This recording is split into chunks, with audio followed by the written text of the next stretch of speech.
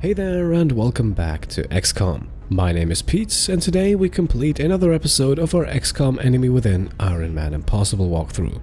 In our last episode we began the second month of the game, we completed an abduction mission in Japan, ran into Seekers and Floaters for the first time, and as always we made a number of improvements around the base. Before we jump into today's episode, I have some good news because we will once again have ourselves a small giveaway. I was approached by a fan of the channel on Facebook who conveniently enough had an extra copy of XCOM on his Steam account and was kind enough to gift it to me so that I could gift it to someone else. Now we're only talking about the base game here, XCOM Enemy Unknown, as well as the Operation Slingshot DLC. So that means Enemy Within is not included, but the base game itself is still a fantastic game, and if you want to win the package for your very own Steam account, then simply leave a comment down below including the word giveaway. That's how we did it last time, that worked very nicely, and with that out of the way, let's finally begin today's episode. And as a matter of fact, we can immediately start scanning, because everything else was already taken care of in the previous episode. Contact detected. Right, so our next mission will be a UFO mission, however not with a crashed UFO but with one that has successfully landed. Now, we are actually going to ignore this one for a few seconds, because Sniper Rosilius Wargull is just about to return from the injury list, and I have actually double-checked this. If we click fast enough, then he should be able to come back before the mission disappears. And here we are, Rosilius is back, the mission is still available, and having Rosilius on this mission is actually pretty important despite the fact that we have another sniper waiting, because it makes him one of the 4 soldiers who have participated and survived in every single mission so far, which is important for another achievement. One more thing then before we leave, in the last episode we unlocked beam weapons, and as a result we can now purchase laser rifles and laser pistols. Now those weapons not only cost credits but also alloys, and we only have enough of those to purchase 2 weapons in total. So we'll buy 1 of each, 1 laser rifle and 1 laser pistol. That is all we can afford at the moment. However, since we are about to go into a UFO mission, we will obtain a lot more, which is actually also why I waited with the purchase, because the next research project will also require some. Now the laser pistol goes on Sniper Rosilius Wargull himself, and as you just saw, it is a substantial upgrade over the regular pistol. Meanwhile, the laser rifle goes on Support Emilia Solberg, who should hopefully also be able to benefit from its increased range and damage output. And with everyone equipped, we can now finally begin the mission. Time to fly over to Canada and see what the aliens have waiting for us. Contact detected.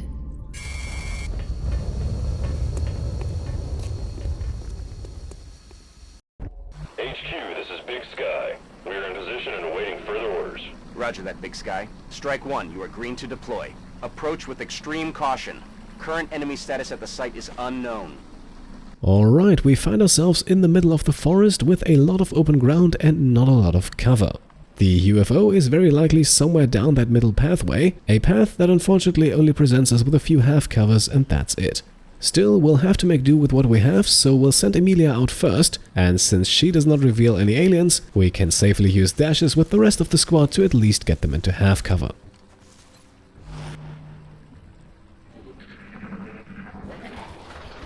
We then also locate the melt somewhere down and to the left of our current position, and we can actually see it in the fog here, so we hopefully won't have to change our course too much. To get a bit closer, Adam then moves into cover behind the next zone formation, and not only does he spot the melt, but also our first group of hostiles. Just like in the last mission, we have run into 2 Seekers and they both have gone into stealth mode again, so until they're down we'll have to stick close together to keep our squad protected. And that is also exactly what we'll do here. We'll huddle everyone closely together. Once again, cover is not too important against the Seekers, so Rosilius having nothing in front of him is not that big of a problem, at least for now. Rosilius then actually also goes on pistol overwatch, because I expect the Seeker to pop out in close range, and that is where his new laser pistol is much more useful than the sniper rifle. X-rays coming in from the side.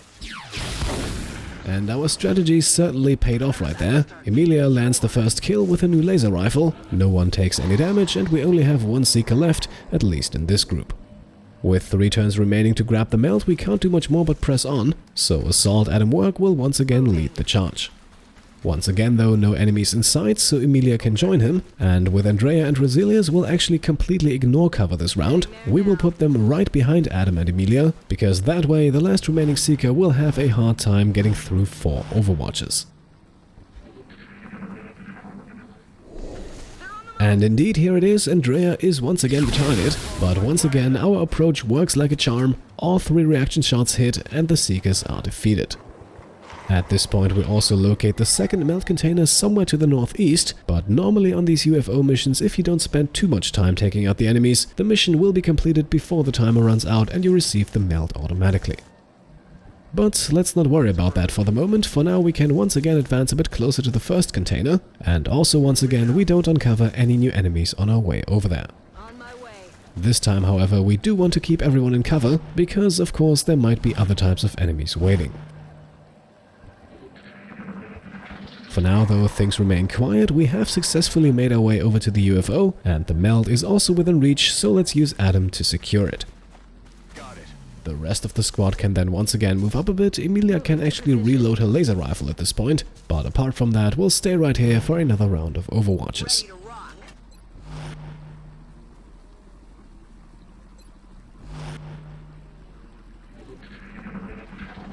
Apart from receiving another rough location of the second melt container, things then once again remain quiet, and so with a fully loaded laser rifle we can send Emilia into full cover for the first time in this mission. And just as she arrives, she reveals the second group of hostiles, a nest of 3 sectoids, who then all quickly scramble back into the fog of war.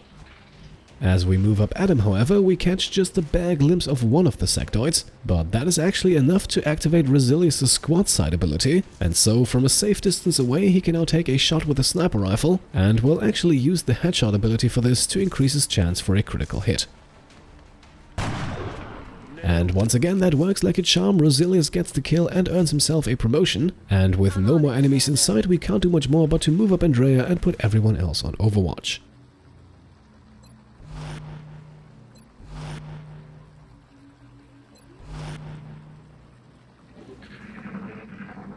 As you might have been able to hear, the sectoids have mind merged, but none of them actually show themselves, so it is up to us to close the distance, and because we might be running into an overwatch, we'll use Adam and his lightning reflexes for this. Instead of getting shot at, however, Adam reveals the mind merging enemy in a flanked position, and this is once again a perfect target for our squad side sniper Mr. Wargal.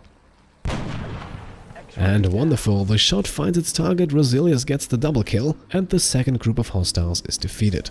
Now, I wouldn't be surprised if the third and potentially final one is hiding somewhere inside of the spaceship, so let's prepare before we waltz in there. First of all, we can reload Adam's shotgun, while Heavy Andrea Cook goes on Overwatch on the side of the UFO, and Emilia does the same, only a bit further away.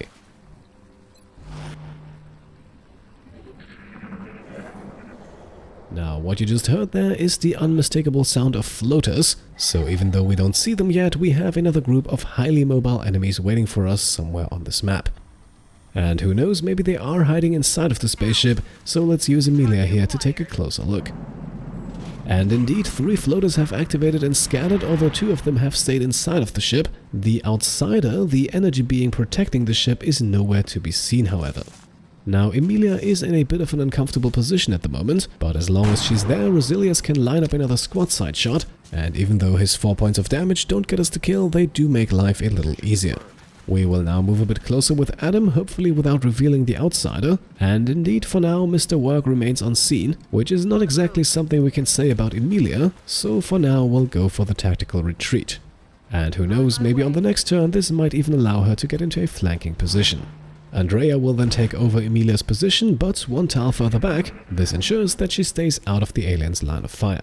Andrea and Adam can then go on Overwatch, and Andrea also immediately finds a target. Another floater hovers by and she also hits for 4 points of damage, so we now have 2 floaters down to 2 hit points. The aliens themselves do not take a shot, however the floater has now moved into a position where it can flank Andrea. Before we do something about that though, we peek around the corner with Emilia. Sadly though, we can't shoot anyone in the back from here. With Heavy Andrea Cook, we'll then play it safe, and that means it's time for a shredder rocket, but we'll aim it carefully to avoid destroying any valuable equipment.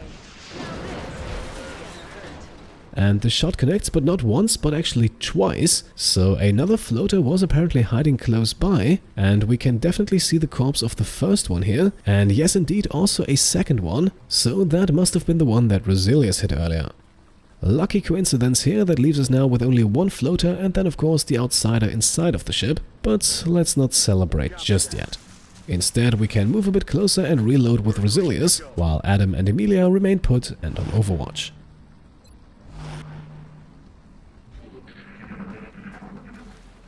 Moving Emilia over to the back of the ship then also pays off as she gets a drop on the third floater. Once again, the hit is good for 4 points of damage, and so the enemy remains in the air, at least for now. It then takes up position in the corner of the UFO, and at this point I think we're ready to end the mission. As far as I can tell, apart from the floater, only the outsider remains to be defeated, so let's move Andrea inside of the ship and hopefully activate it. And here it is, the outsider dashes into cover behind the UFO power source, but luckily we have a running and gunning Adam standing by. And we'll make extra sure here and use Adam's new rapid fire ability. He could shoot twice with this if he had to, but as you can see, he doesn't. With Andrea, we could now have ourselves a guaranteed kill with a grenade, but before we resort to that, let's give it a try with Emilia first.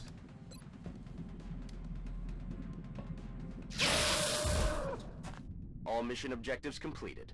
And here we are. Partially thanks to a lucky rocket from Andrea, the mission is now completed, and we were even fast enough to recover both melt containers. Not a single casualty among the entire squad. That takes a solid effort.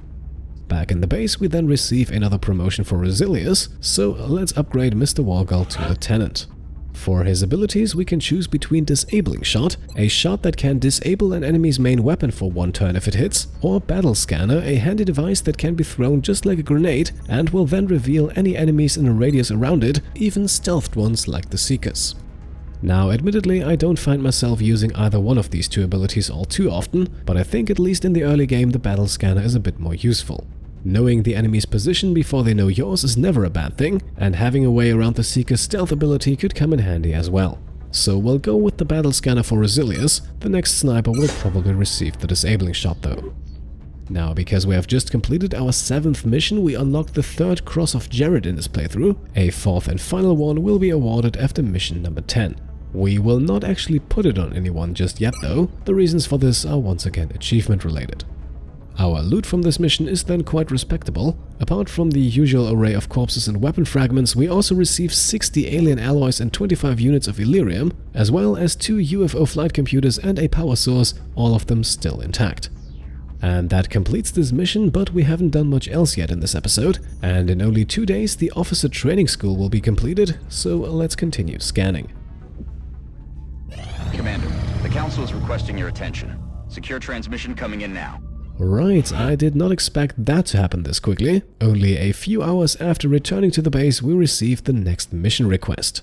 Now, this mission is actually a unique Council mission that is introduced in XCOM Enemy Within. It is not part of the base game, but with Enemy Within installed, it always triggers somewhere in the 2nd month. It is not necessarily an incredibly lengthy mission, but it's also not short by any means, so I think before we jump in, we'll actually make the cut right here, and then we'll focus all of our attention on this mission in the next episode. So that makes today's video a little shorter than usual, but maybe the giveaway kind of makes up for it. If you want to take part, then go ahead. You can also once again find all information in the description and the comments, but keep in mind a Steam account is required. So that's it for today's episode. As always, I do hope you enjoyed it, and if you did, then I would be happy if you could leave a thumbs up. If you want to support me and my channel further, then you can also subscribe if you haven't already. Alternatively, you can also check out and maybe pledge to the Pete Complete Patreon. Thank you all for watching, and I'll see you next time. Cheers.